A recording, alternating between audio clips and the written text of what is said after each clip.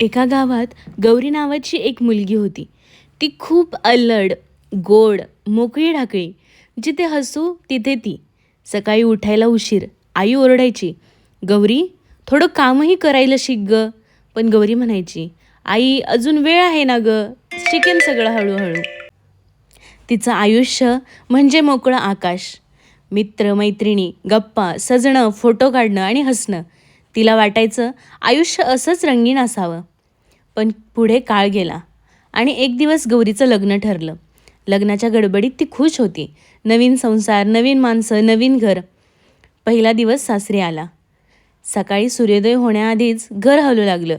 कुणी भांडी घासत होतं, कुणी चहा करत होतं. गौरी थोडी गोंधळली. हे एवढं सगळं लवकर कसं? हळूहळू ती कामात उतरली. पहिल्यांदा चपात्या गोल झाल्या नाहीत, पण दुसऱ्या दिवशी थोडा चांगला स्वयंपाक झाला. स्वयंपाक करताना हात भाजले, पण नंतर तिने प्रेमाने सगळ्यांना जेवायला बसवलं. तिला जाणवलं, आता हसण्यामागे जबाबदारीही आहे.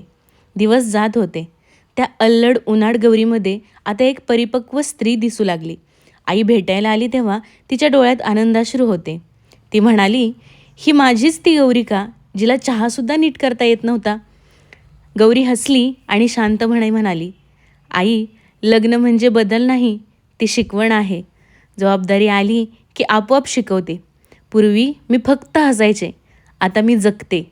सगळ्या परिस्थिती माणसाला बदलत नाही, ती त्याला घडवते.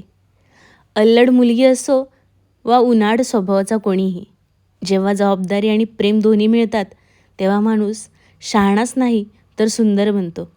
कारण परिपक्वता ही वयानं नाही, अनुभवांनी येत असते."